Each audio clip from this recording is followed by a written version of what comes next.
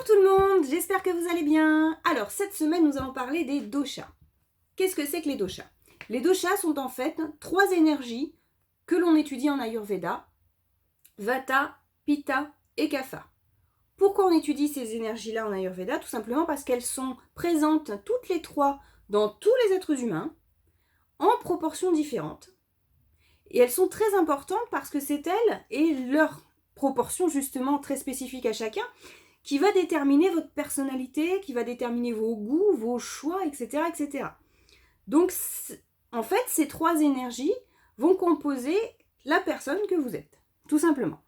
Donc, en consultation ayurvédique, on a tendance toujours à y jeter un petit coup d'œil parce que il est possible qu'elles soient un petit peu déséquilibrées, etc. Donc, en fait, c'est leur déséquilibre qui peut engendrer aussi des maladies ou des petits soucis, c'est pas forcément des trucs graves, mais voilà.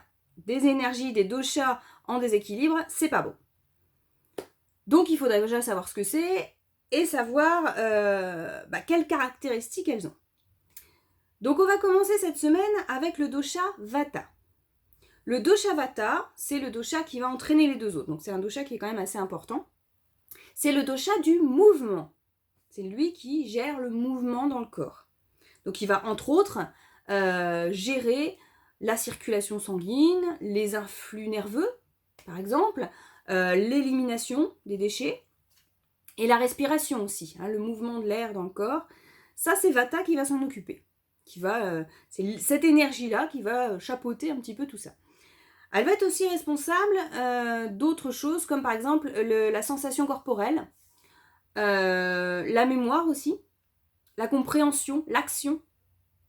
Tout ça, c'est Vata.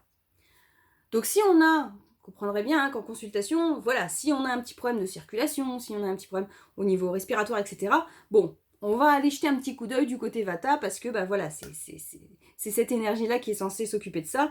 Et si ça se passe mal, c'est qu'il y a probablement un petit déséquilibre à ce niveau-là. C'est comme ça qu'on utilise en fait en Ayurveda et en consultation ces énergies-là. Comme je vous l'ai dit, la répartition des 3 énergies Vata, Pitta, Kapha va être différente chez tout le monde. On va avoir vraiment des proportions très variables.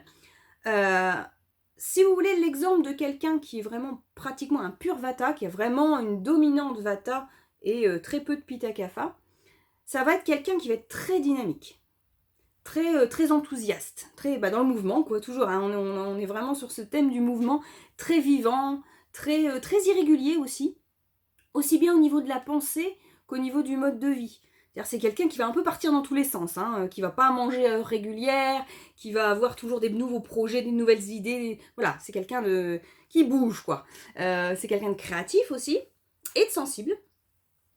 Et ça va être aussi, parce qu'il n'y a pas que du positif malheureusement, quelqu'un qui va avoir tendance à être anxieux. Voilà, ça c'est vraiment les spécificités Vata. Donc quand on est un pur Vata, on a tout le package, quoi.